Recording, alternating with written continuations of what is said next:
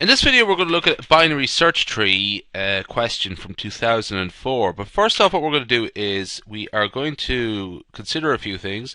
A binary search tree is a binary tree in symmetric order.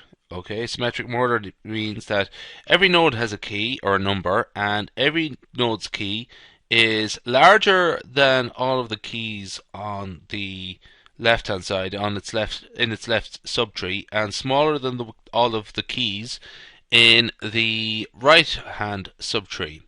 And the root of the tree is the record as follows: the floor function of 1 plus n divided by 2. We're going to use that later on when we look at our example. Couple more matters. If the first record in the subtree is a and the last record is b, then the root of the subtree is a plus b over 2. The floor function of that as well. So the height h of a binary search tree with n records stored in internal nodes is as follows. It's the ceiling function of log to the base 2 of n plus 1, where n is the number of nodes. So two things you might notice actually is that the floor and ceiling function comes into play in this course, in this section of the course, and also logarithms. Now what we're going to do is look at a quick example from 2004. A binary search tree is designed to store an ordered list of 3,000 records at its internal nodes. Find which record is stored at the root, level 0 of the tree, and each node at root 1. And also let's find out the height of the tree. So let's go back to our definitions here. I have them here. So first off, what we have to do is find out the root is the floor function of 1 plus n over 2. This one down here. So let's do that. So it has 3,000 nodes. Floor function. Let's do that. So floor function of 3,000 plus 1 over 2 is the floor function. Oops, it's not the floor function. The floor function of 1505 0.5, and that's equal to 1500. So its node 1500 or 1500 is the root node.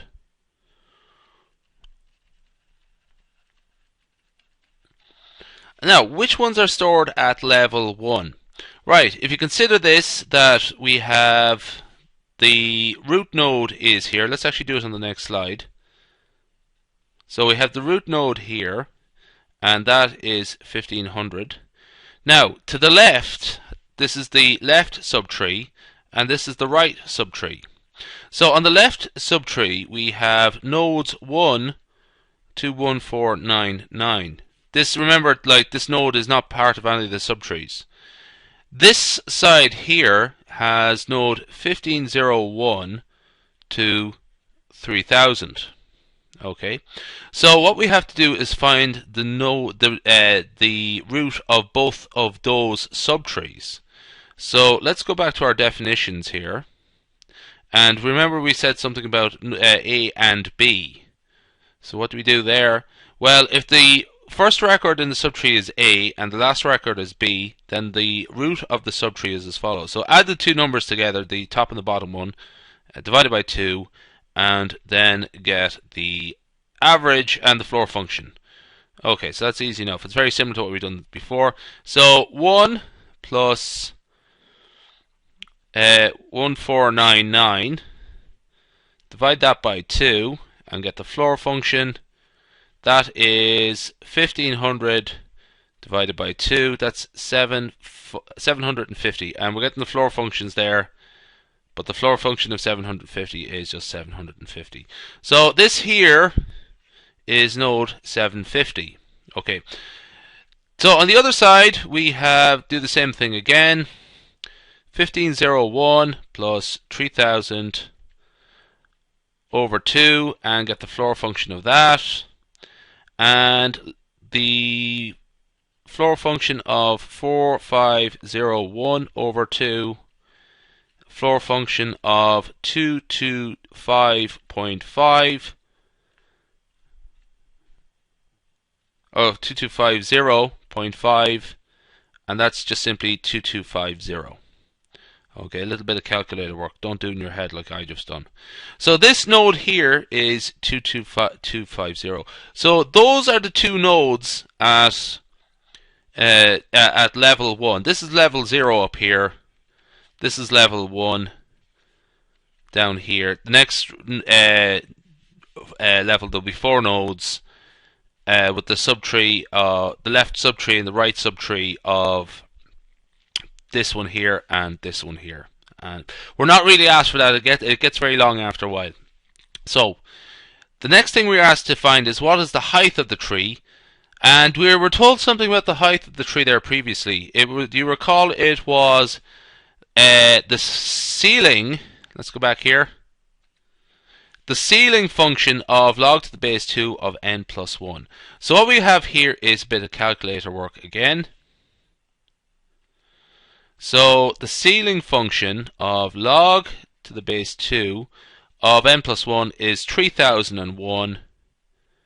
Okay, and what is that? That is the bit of calculator work. So working it out, I get the ceiling function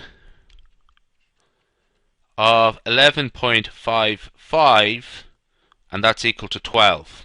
Okay. Important thing here is when you're doing this with your calculator, make sure you specify to the base 2. Okay. Just make sure you're able to do that. Actually, compute the logs to the base 2. If you're not quite sure, you'll just remember the change of base formula. Some calculators don't have it, so what is a quick step what you could do there is the change of base formula, and that's usually most calculators have log to the base e of 3001 divided by log to the base e of 2. Let's just double check that actually. What would that work out as? Log to the base 2 is, I'm just doing that in my calculator now. It's 8.006 divided by 0.69, and 8.006 divided by 0.69 is 11. It's just around 11.6. So just in case you can't do it in your calculator directly, use the change of base approach. Okay, that's very important when you're dealing with logarithms. Now, what is the maximum height of comparison? Okay, this here is a definition. Essentially, it's the same as that. It's the same as the height. Same as height. And that is equal to 12 also. Okay, that ends this presentation. Now, important thing there, logarithms, change of base, just be able to do that.